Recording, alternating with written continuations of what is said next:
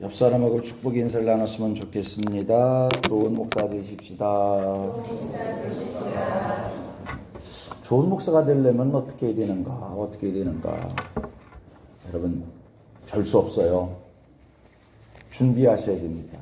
준비한 것만큼 하나님 앞에 쓰여질 수가 있고요.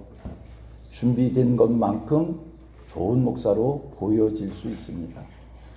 다시 한번 옆 사람하고 잘 준비하십시다. 준비한다는 게 뭘까? 기도를 많이 하고 성경 지식을 많이 쌓아두고 신학 공부를 잘하고, 물론 그거 준비겠지만 우리 목사는요, 뭐라고 설명을 해야 될까? 만 가지가 다 채워져야 돼요. 우리의 목사 생활함에 있어서 준비되면 기도와 성경보, 신학, 영성 이외에 여러분, 저는 그렇게 생각해요. 자세도 반듯해야 됩니다. 걸음걸이까지. 남들과 대화할 때에, 설교할 때의 얘기 아니야. 남들과 대화할 때 발음도 정확해야 합니다. 말의 속도도 너무 빨라도 안 되고 너무 느려도 안 되고 그러해야 되지 않을까.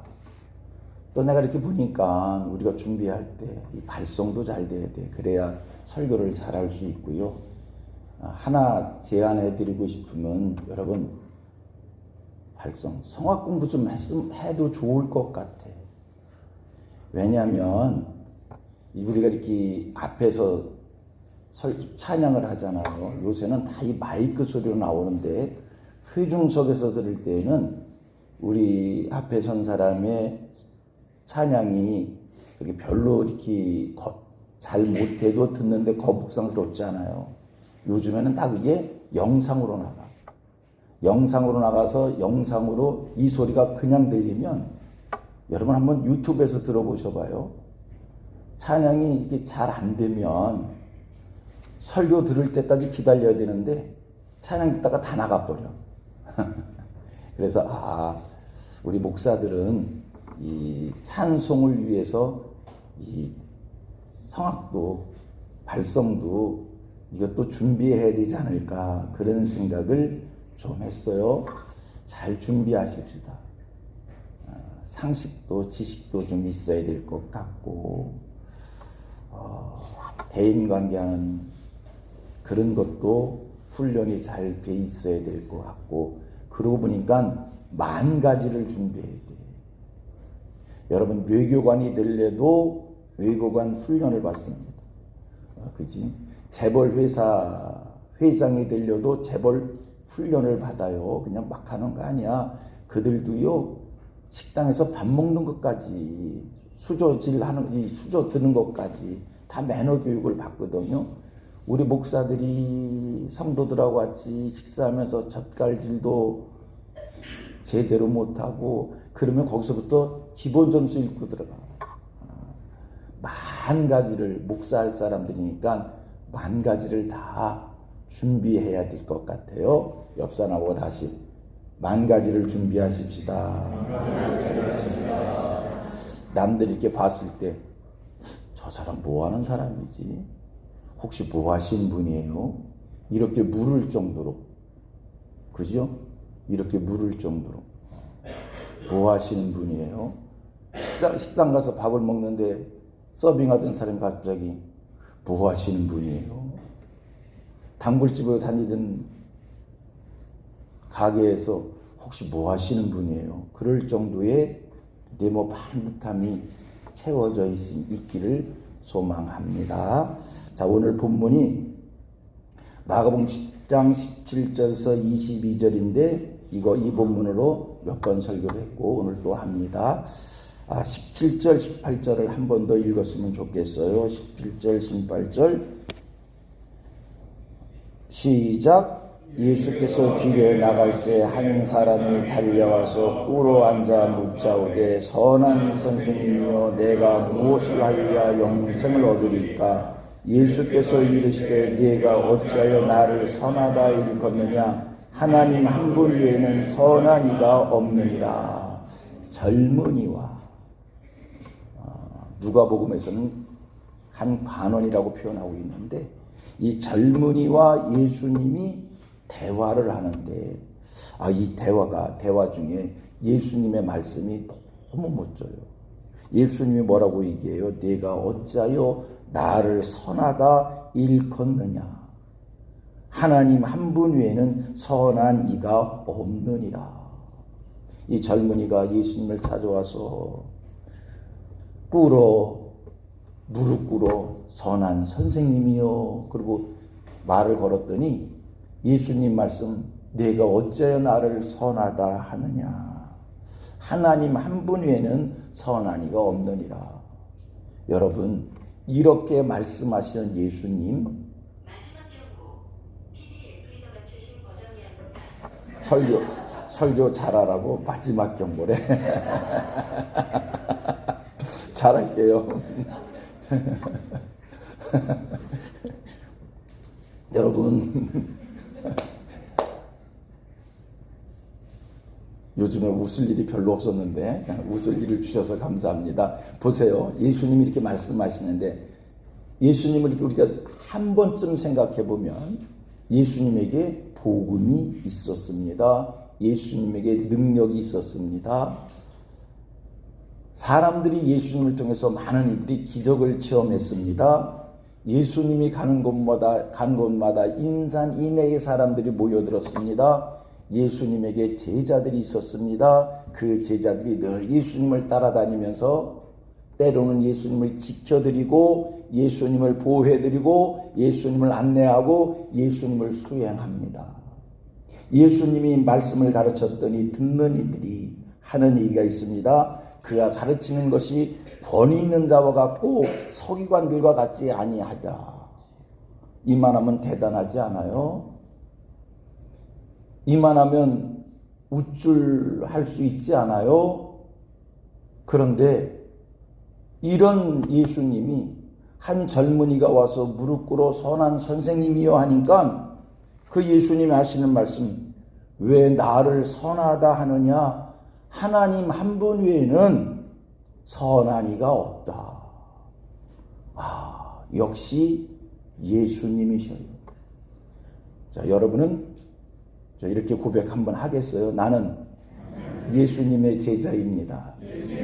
예수님에게서 배웠고 예수님에게 배운 대로 사는 예수님 제자 맞지요? 2000년 전 12명만 제자가 아니라 우리도 오늘 예수의 가르침을 받고 가르친 대로 살기를 소원한 예수 그리스도의 제자입니다. 그냥 믿음으로 그렇게 고백하십시다. 옆 사람과 다시 옆 사람한테 그 글을 얘기하지 말고 나는 예수님의 제자야. 시작. 나는 예수님의 제자야. 예수님의 제자야. 그러면 예수님에게 배운 대로 사는 거야. 예수님에게 배운 대로 사는 거야. 다시 한번 예수님에게 배운 대로 사십시다. 왜 나를 선하다 하느냐? 하나님 한 분 외에는. 여러분, 예수님의 겸손을 보시기를 바랍니다. 그리고 나를 생각해보고 우리 주변을 보면 요즘 열심히 살아가면서 헌신하면서 충성하면서 교회를 키워가면서 큰 교회가 됩니다. 그러면 다는 아니지만 가끔 교회가 커지면 자기가 다 가진 것 같은 생각을 하는 이들이 있는 것 같아요. 설교를 잘한다는 소리를 들으면 교만이 하늘에 닿아서 목에 힘을 주는 사람들도 있는 것 같아요. 누가 알아주면 우쭐대고 알아주지 않으면 자기를 무시했다고 섭섭해하고 기분 나빠합니다. 오늘 본문을 통해서 배우시기를 바랍니다. 따라하면 나는 끝까지 겸손하겠습니다. 본문 속에 예수님 한 젊은이가 무릎 꿇고 선한 선생님이라 부르니 여러분 이때 그냥 예수님이 왜 그렇게 한마디 하셔도 될 만하지 않습니까? 선한 선생님 왜? 그렇게 대답하면 될 것 아닙니까? 그런데 예수님 어찌하여 나를 선하다 하느냐? 하나님 한 분 외에는 선한 이가 없느니라. 예수님의 말씀입니다. 여러분, 목회자의 1덕목은 겸손입니다. 할렐루야, 할렐루야. 마음에 새기세요. 평생 새기세요. 목회자의 1덕목은 뭐라고요? 겸손입니다. 하나님의 은혜를 베풀어 주셨어요. 목회를 하다 보니까 내가 섬기는 교회가 1만 명의 성도들이 모이기를 시작했어요. 그래도 겸손하셔야 합니다. 하나님이 나를 쓰시면서 내게 능력 주셨어요. 내가 안진뱅이를 일으켰어요. 나를 통해서 많은 기적이 나타났어요. 바다를 가르기도 했어요. 산을 옮기기도 했어요. 그래도 겸손하셔야 합니다.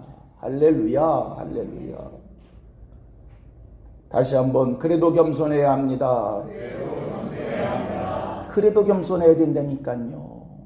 사도행전 14장의 말씀을 보면 바울 사도와 바나바가 루스드라에서 기적을 행했어요. 안진뱅이를 걷지 못하는 사람을 일으켜 걷게 했어요. 그랬더니 사람들이 신이 사람 돼서 왔다는 거예요. 바나바를 제우스라고 하고 바울을 헤레메스라고 하고 신이 사람 되어 왔다는 거예요. 바울과 바나바를 높이기 시작했어요. 그때 바울과 바나바가 그들 앞에서 보인 모습이 뭡니까? 옷을 찢으며 하는 소리. 우리도 너희와 같은 성정을 가진 사람이다. 이러한 모습이 하나님의 사람이 가져야 될 모습인 줄로 믿습니다. 이런 모습을 간직해야 끝까지 하나님 앞에 쓰임받을 수 있습니다. 여러분, 우리 주변을 보면 한때만 쓰임받고 사명의 자리에서, 역사의 자리에서 뒤안길로 물러가는 사람들이 가끔 있더라고요. 그러면 안 되잖아요.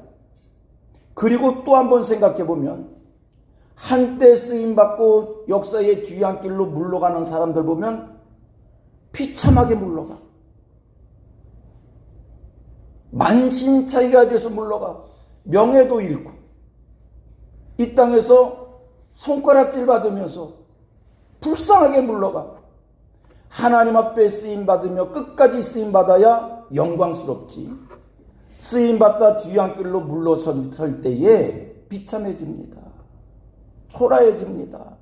얼굴을 들고 다니지 못할 정도로 그런 꼴을 당하게 됩니다. 여러분, 영광스러워지기를 바랍니다. 끝까지 겸손하셔야 됩니다. 사명 감당하다 보면 하나님께서 때로는 이 세상에서도 영광스럽게 높여주실 때가 있어요. 명예가 드러날 때가 있어요. 내가 원하지 않아도 하나님이 나를 높은 곳에 세워놓으시고 하나님의 이름을 위하여, 하나님의 나라를 위하여, 하나님의 거룩한 영광을 위하여 우리를 그렇게 세워주실 때가 있어요. 그때 겸손하셔야 됩니다. 그때 낮아지셔야 됩니다. 그게 사명의 사람의 자세이고 하나님을 높여드리는 사람의 자세이고, 그런 자세를 가져야 하나님 앞에 끝까지 쓰여지는 줄로 믿습니다. 하나님의 사람들의 모습. 세례 요한, 사람들이 찾아와서 예수에 관한 이야기를 전합니다. 그때 세례 요한이 하는 소리가 있어요. 그는 흥하여야겠고 나는 쇠하여야 하리라. 그러면서 세례 요한의 또 하나의 이야기가 뭡니까? 나는 그의 신들매를 풀기도 감당하지 못하겠노라. 이게 하나님의 사람의 자세입니다. 고백합니다. 나는 하나님의 사람입니다. 따라합니다. 하나님, 내게 1000명의 교회와 10,000명의 교회를 주셔도 겸손하겠습니다. 내가 규모 있는 교회를 목회하든지 규모가 작은 교회를 목회하든지, 여러분, 하나님의 은혜로 목회를 하는 것이기에 끝까지 겸손하셔야 돼요. 성도가, 목사님, 오늘 목사님 설교에 은혜 받았습니다. 그거는요, 내가 설교를 잘해서가 아니라 하나님께서 은혜를 끼쳐 주신 거예요. 여러분 인정해야 돼. 내 아내도 내 자식도 내 말을 안 듣는데 누가 내 말을 듣고 은혜를 받고 착각에서 벗어나. 옆 사람은 다시 이렇게 얘기해요. 아무도 당신 설교에 은혜 받을 사람 없어. 얘기해 줘. 빨리. 아무도 당신 설교에 은혜 받을 사람 없어. 이거 저기 설교학 교수님 계신데 설교 준비 몇 시간 하면 많이 한 걸까? 일주일 내내 설교 준비했다고 해서 그 설교 은혜 될 줄 알아. 착각하지 마로. 하나님이 은혜를 주셔야 은혜가 되는 거요. 근데 뭘 내가 설교를 잘해. 교만하지 마라. 성도들이 은혜 받았다고 얘기하면 하나님이 은혜 주심을 감사할 수 있는 이런 겸손한 마음이 우리 마음에 새겨지기를 소원합니다. 그리고 생각해 봅니다. 내가 대한민국에 태어났습니다. 그래서 많은 복을 누리고 있습니다. 동남아에 태어난 사람이 있습니다. 아프리카에 태어난 사람이 있습니다. 그렇다면 동남아에 태어난 사람과 아프리카에 태어난 사람보다 내가 더 낫습니까? 내가 그들보다 더 능력이 있습니까? 아니요. 부모님이 한국 사람이었기에 나는 동남아에 태어난 거고, 한국에 태어난 거고. 그래서 설교할 때는 항상 정신을 차려야 돼. 부모님이 동남아 사람이었기에 아프리카 사람이었기에 동남아 아프리카에 태어난 거예요. 내 능력 자랑할 것도 없어요. 그냥 대한민국에 태어난 거 감사하고 하나님 앞에서 하나님이 주신 복을 누리며 그 복 속에 축복의 통로가 되면 되는 거예요. 하나님께서 나를 규모 있는 교회 목회를 하게 한 거고 규모 작은 교회 목회를 하게 한 거예요. 내가 잘난 게 아니요. 하나님이 그렇게 쓰신 겁니다. 그래서 우리는 끝까지 맡은 자에게 구할 것은 충성이라고 자기에게 주어진 자리에서 자기 형편 속에서 열심을 다하여 하나님을 기쁘시게 드리는 삶을 최선을 다하여 살아드리면 되는 것입니다. 바울과 바나바의 고백을 마음에 담으실 수 있기를 원합니다. 그들이 옷을 찢으며 하는 소리, 여러분, 우리는 당신과 성정이 같은 사람입니다. 만명교회 목회를 해도 똑같은 심정으로 나도 너희와 같은 사람이다. 규모가 작은 교회를 목회를 한다 가정해서라도 이렇게 하면 좋겠다. 옆 사람은 만명교회야. 나는 10명 교회야. 옆 사람한테 그렇게 얘기해. 니나 나나 똑같아. 똑같은 거요. 기죽지 마로. 대한민국에 태어난 거고 아프리카에 태어난 거지. 그냥 태어난 곳에서 열심히 살면 돼. 하나님이 대한민국 사람을 더 사랑하고 아프리카 사람을 덜 사랑할까? 하나님이 대한민국 사람에게는 더 많은 능력을 주시고 아프리카 사람에게는 능력을 더 덜 주셨을까? 똑같이 주셨어. 똑같이 하나님의 형상대로 지음받은 사람들이야. 그냥 하나님이 그곳에 태어나게 하시고 그곳에서 쓰시는 거야. 이 마음으로 열심을 다해서 충성을 할 수 있는 하늘의 사람들 되기를 바랍니다. 뭐 큰 데 있으면 그렇게 대단해 보이고 작은 데 있으면 왜 기가 죽고 뭐 큰 데 있으면 그렇게 내가 잘났고 작은 데 있으면 왜 그렇게 못난 사람처럼 생각을 해. 하나님의 은혜로 사시기를 바랍니다. 자, 오늘 성경을 보면서 이제 두 번째 교훈을 얻는 게 있어요. 21절 말씀입니다. 21절 시작. 예수께서 그를 보시고 사랑하사 이르시되 내게 아직도 한 가지 부족한 것이 있으니 가서 내게 있는 것을 다 팔아 가난한 자들에게 주라. 그리하면 하늘에서 보화가 내게 있으리라. 그리고 와서 나를 따라. 저는 오늘 본문 17절 쭉 읽다가 사실 이 전체 말씀 속에서 21절 말씀이 제 눈에 확 들어왔어요. 확 들어왔어요. 21절 말씀 속에 또 어떤 문단이, 어떤 단어가 제 눈에 확 들어왔을까? 여러분은 어떤 단어가 여러분 눈에 확 들어오셨는지요? 그를 보시고 사랑하사 이르시되 아직도 한 가지 부족한 것이 있으니 내게 있는 것을 팔아 가난한 자들에게 주라. 보화가 내게 있으리라. 와서 나를 따르라. 어떤 말씀이 확 들어왔을까? 각자에 따라 다르게 들어오는 말씀이 있을 거예요. 저는 이 말씀 보면서 확 들어온 말씀이 있어요. 한번 맞춰보셔봐. 뭐 같아? 뭐 같아? 그를 사랑하사. 이 말씀이 제 눈에 확 들어왔어요. 예수님께서 이 젊은이에게 한마디 하셨어요. 아직도 한 가지 부족한 것이 있으니 그러면서 하죠. 근데 예수님이 그에게 네 것을 팔아 가난한 사람들에게 주라. 이 말씀 왜 한 거예요? 부족한 것이 있어서 이 말씀 하신 거예요? 가난한 사람들이 불쌍하기에 그들을 살려주고 싶어서, 도와주고 싶어서 있는 사람 것을 야, 네 것 좀 저 사람들 주어. 그렇게 말씀하신 거예요? 여러 가지 속에서 예수님이 이 젊은이의 약점을, 부족한 부분을 다 터치하셨어요. 하고 싶은 말씀을 이 사람에게 했어요. 왜 했냐? 사랑하기에 한 거예요. 그를 사랑하사 그에게 부족한 것을 채우기 위하여 예수님께서 이렇게 하라는 말씀을 주신 거예요. 사랑하기에. 그가 물어봤기에 대답한 게 아니라, 그의 부족한 것이 보여서 말씀한 것이 아니라, 그가 잘난 척하기에 그를 기죽이기 위해서 말씀한 게 아니라, 그를 사랑하사 말씀하신 거예요. 할렐루야, 할렐루야.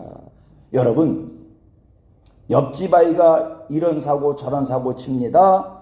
그래도 우리는 이래라 저래라 말하지 않습니다. 왜 말하지 않습니까? 내가 그 아이한테 말하면 그 엄마가 나한테 쫓아와서 싸울 것 같아서 말하지 않습니까?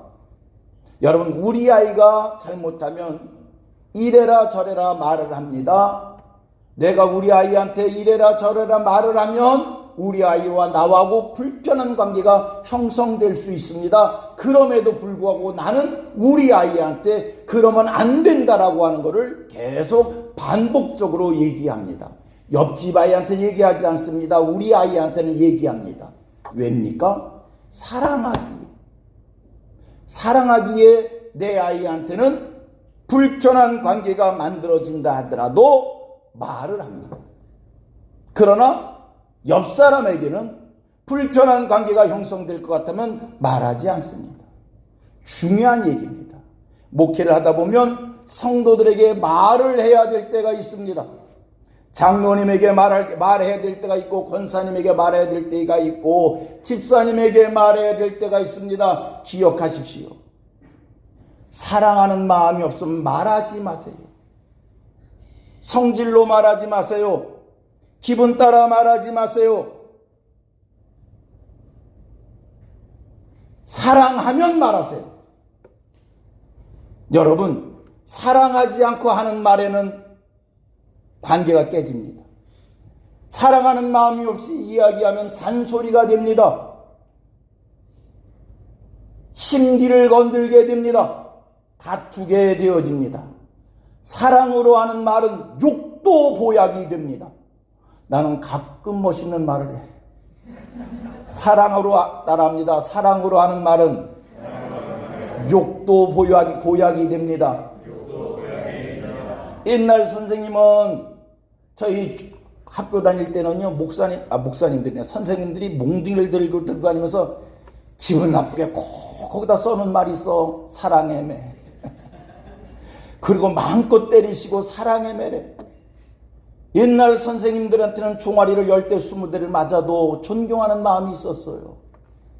요즘 선생님들은요, 한마디만 해도 그 신문고가 뭐요? 온 천지 뭐라고 얘기해야 돼? 온 동네방네 다 소문나, 난리가 나. 여러분, 왜 요즘 선생님들은 한마디를 얘기하면 불편해지는 겁니까? 사랑으로 하는 얘기는 다 은혜가 됩니다. 사랑이 없으면 말하지 마세요. 목회하는 과정 속에 하나님이 우리에게 주신 책임은 성도들을 바른 길로 인도하는 겁니다. 올바로 세우는 겁니다. 여러분, 성도들을 바른 길로 인도하고 올바른 길로 인도하려면 성경에 그 말씀 있잖아요. 사랑하는 자에게 채찍이 있다고. 때려야 됩니다. 안 때리고 어떻게 바른 길로 인도할 수 있어요? 우리가 바른 말하지 않으면, 책망하지 않으면 목양 못해요. 바른 말해야, 책망해야 올바른 목양할 수 있습니다. 침묵하시면서 목양하시렵니까? 내게 주신 사명, 내게 주신 일 잘 감당해야 됐기에 우리는 말을 하는, 올바른 얘기를 하는, 가르치는 목회자가 되어야 됩니다. 하여 성도들을 사랑할 수 있는 마음을 날마다 구하시고 그 사랑으로 만 가지의 말들을 하셔서 맡겨주신 양들을 바른 길로 인도할 수 있는 선한, 예수님에게서 배운 선한 목사들이 예수님 우리에게 보여주신 그 목자의 길을 갈 수 있게 되기를 소망합니다. 오래된 얘기예요. 저희 조부님을 모시고 장례집을 갔어요. 옛날에는 장례를, 초상을 집에서 했잖아요. 집에서 조문을 받았잖아요. 어느 장로님, 우리 조부님이 목회하실 때 교회 장로님이십니다. 은퇴하시고 오래된 후에 그 장로님이 돌아가셨어요. 모시고 갔어요. 안방에 영전을 세워놓고 안방에서 이렇게 병풍 세워놓고 그랬어요. 영전 앞에 옛날 노인들이 앉는 특유의 자세 있잖아요. 그렇게 앉으셔서 영전을 한참 쳐다보시면서 옆에 자녀들이 있었습니다. 아내 권사님이 있었습니다. 한참 쳐다보시면서 저는 심장이 멎는 줄 알았어요. 말씀이 못된 놈, 꽤나 못되게도 굴더니. 저는 심장이 멎는 줄 알았어요. 아니, 장례식장에 와서 장로님이 돌아가셨는데 유족들이 옆에서 있는데 자녀들이 보고 있는데 못된 놈, 꽤나 못되게나 굴더니. 그래도 그 자녀들이 저희 조부님을 할아버지하고 좋아해요. 그 권사님이 그래도 저희 조부님을 편치 않고 존경해요. 제가 돌아와서 오랫동안 생각해 봤어요. 저 인품은 도대체 무슨 인품인가? 장례식장에서 못된 놈, 꽤나 못되게도 굴더니. 그래도 그 가족들이 좋아하는 이유가 뭘까? 얻은 결론이 있었어요. 사랑하셨구나. 사랑하셨으니 그 소리를 해도 가족들이, 유족들이 다 상처받지 않는구나. 그리고 저희 조부님의 목회를 가만히 보면 성도들이 와서 야단 맞아요. 야단 맞다 무릎 꿇고 혼나요. 눈물을 똑똑 흘리고 돌아가요. 옛날 성도이기 때문에 그랬다고 생각할 수도 있겠지만 여러분, 사랑으로 목양을 하기. 무릎 꿇고 야단을 쳐도 그 모든 게 복이 아니라 보약이 되는 것 같아요. 사랑으로 목양하십시다. 하나님께서 우리 학우들에게 사랑의 마음 주셔서 맡겨주신 성도들을 바른 길로 인도하는 데에 조금도 부족함이 없는 귀한 종들 되기를 바랍니다. 오늘 말씀 두 가지였어요. 겸손한 목회자가 되자. 사랑으로 섬기는, 사랑으로 말할 수 있는 그런 목회자가 되자. 하나님 말씀 전했습니다. 전한 말씀이 심령에 새겨지며 전한 말씀 또 목양의 길에 있어서 귀한 바른 길이 될 수 있게 해 주시옵소서. 학교를 축복해 주시고 우리 교단을 축복해 주시고 대한민국을 축복해 주시고 세계를 지켜 주시옵소서. 예수님의 이름으로 기도드리옵나이다.